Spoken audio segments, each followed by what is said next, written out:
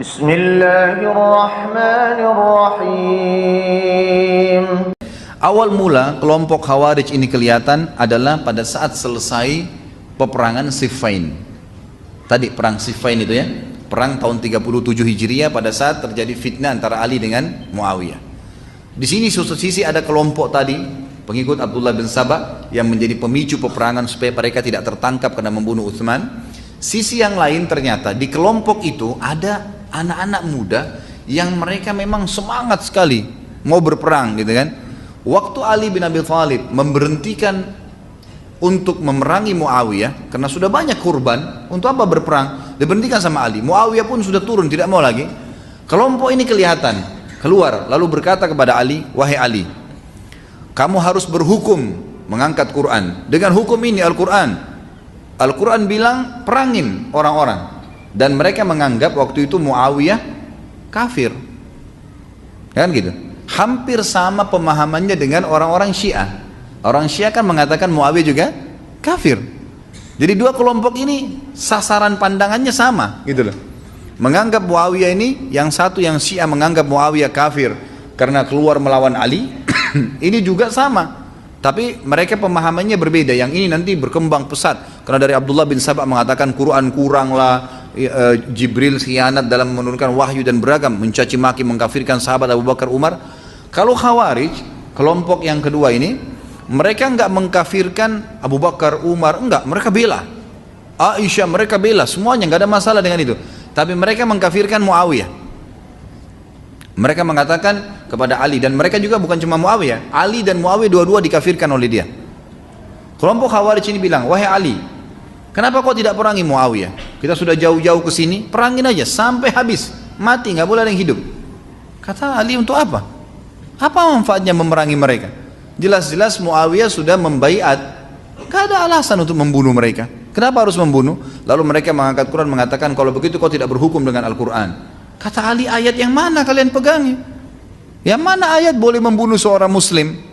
Mereka bilang, "Pokoknya kalau kau tidak perangin Muawiyah, berarti kau akan keluar, tidak berhukum dengan hukum Allah, dan kami anggap kamu kafir." Jadi mereka mengkafirkan Ali. Ali tetap tidak mau. Siapa mereka mau didengar suaranya? Ternyata kelompok ini keluar dari pasukan Ali. Keluar dari pasukan Ali. Dan ternyata sebagian ulama mengatakan sebab dinamakan mereka Khawarij, ya, diambil dari kata-kata kharij yang berarti keluar, karena mereka misah dari pasukan Ali pada saat itu. Kan pasukan Ali semua sepakat, ahli sunnah sepakat mengatakan pasukannya Ali yang benar, gitu kan? Karena Ali ingin meredam fitnah dan kena fitnah memang, dan beliau adalah khalifah yang terpilih pada saat itu. Tidak ada yang pungkiri masalah itu, gitu kan? Dan ini banyak orang-orang Syiah tidak faham kalau ahli sunnah mengakui khilafahnya Ali, khalifah Rashidah terkenal. Dan kita sudah jelas ahli sunnah juga mengatakan Muawiyah berijtihad dan beliau salah, gitu kan? Aisyah, Talha dan Zubair kena fitnah, kan gitu. Selesai masalahnya, dan akhirnya mereka semua kembali bersatu, nggak ada yang jadi masalah setelah itu. Ali radhiyallahu anhu memimpin setelah ke perang Siffin, tidak ada masalah sampai beliau meninggal. Dan subhanallah, yang jadi masalah adalah kelompok Khawarij ini. Kelompok Khawarij ini akhirnya keluar dari pasukan Ali. Kemudian Ali radhiyallahu anhu mencoba mendakwahi mereka. Diutuslah kepada mereka sahabat Nabi yang mulia Abdullah bin Abbas. Bayangkan ya, Abdullah bin Abbas ini hibrul ummah, kata Nabi SAW. Artinya apa? Lautannya umat ini. Abdullah bin Abbas ini orang yang paling pintar. Islam tidak lagi lebih pintar daripada Abdullah bin Abbas. Kata Nabi SAW, hibrul ummah, gitu kan. Ali utus ke mereka. Coba Abdullah bin Abbas ke sana, dakwahin mereka. Yang taubat, yang kembali cuma 2-3 orang. Selebihnya ada mungkin lebih dari 1000 orang tetap tidak mau. Enggak, Ali kafir. Dari mana kafir? Mana dalilnya? Mana ayatnya orang bisa dikatakan muslim kafir?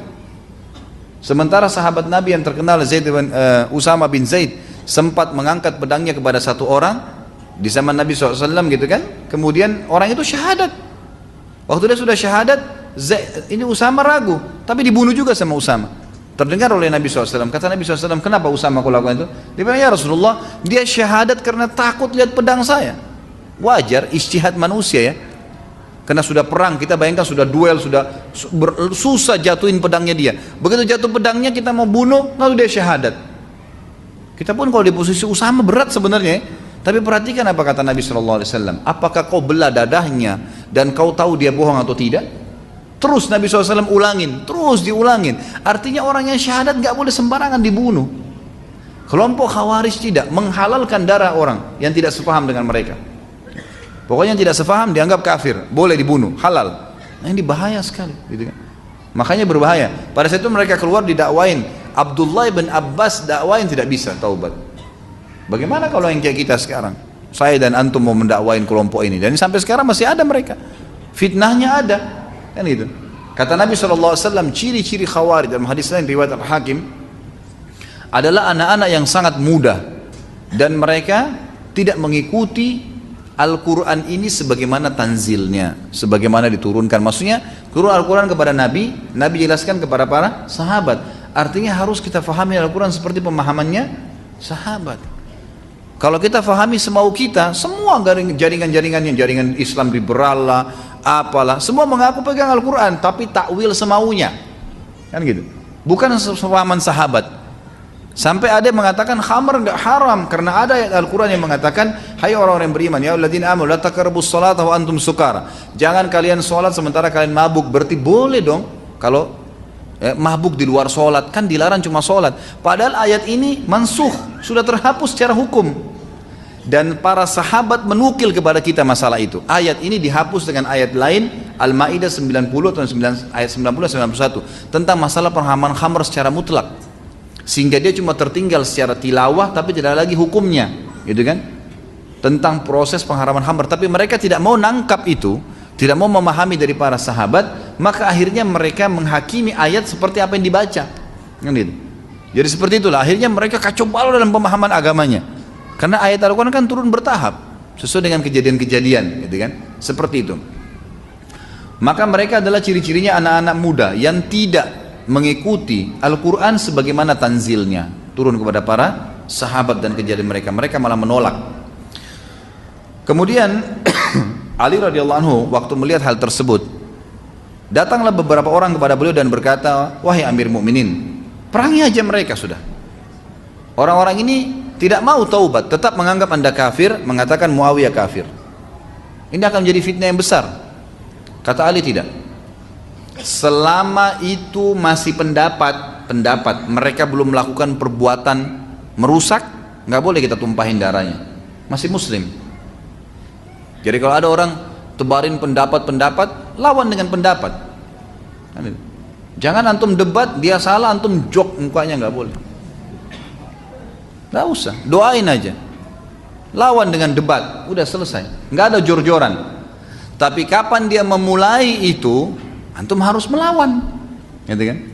Makanya pada saat kaum Khawarij ini yang tadi keluar dari pasukan Ali itu, dia tahu Ali mau kembali ke Kufah, di tengah jalan mereka kembali duluan, lalu mereka mulai membunuh siapapun yang mereka sebarin. Ali kafir, Muawiyah kafir. Ada orang bilang, siapa yang bilang? Dibunuh. Pokoknya harus sefaham dengan mereka, mengatakan dua sahabat ini kafir, gitu kan? Yang tidak sefaham dibunuh, sampai-sampai dalam beberapa riwayat dikatakan mereka membunuh wanita hamil yang ditemukan di tengah jalan. Ini bahaya, fitnah. Waktu mereka sudah tumpahkan darah sampai ke telinga Ali, kata Ali, sekarang halal untuk diperangi. Maka Ali kejar dengan pasukan.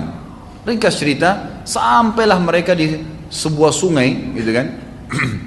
Lalu terjadi pertemuan antara pasukan mereka dengan Ali. Itu pun Ali masih sempat dakwahi, taubatlah kalian, ini pemahaman yang salah. Dari mana kalian bisa mengkafirkan sahabat-sahabat Nabi? Dari mana ayat yang kalian bisa mengatakan harus memerangi Muawiyah sampai mati? Dari mana itu?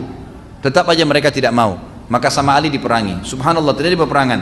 Terbunuhlah pasukan-pasukan itu, ya, terbunuh mereka. Waktu mereka terbunuh, kata Ali, cari orang yang telah Nabi SAW tunjukkan dalam hadisnya. Siapa tadi cirinya? Seorang laki-laki yang pundaknya tidak ada, seperti tidak ada tulangnya, kemudian lembek seperti payudara wanita pundaknya, dan beberapa riwayat mengatakan sikunya, ya, dan ditemu dengan bulu yang berwarna putih. Maka pasukannya Ali membongkar-bongkar jenazah mereka satu-satu sampai ditemukan. Pada saat ditemukan orang tersebut, maka Ali pun dengan pasukannya sujud syukur di kancah peperangan. Kenapa kata Nabi? Ya, kalian siapa yang membunuhnya mendapatkan pahala yang besar. Inilah kelompok yang dimaksud oleh Nabi sallallahu alaihi wasallam. Subhanallah wa bihamdihi, subhanallahil azim.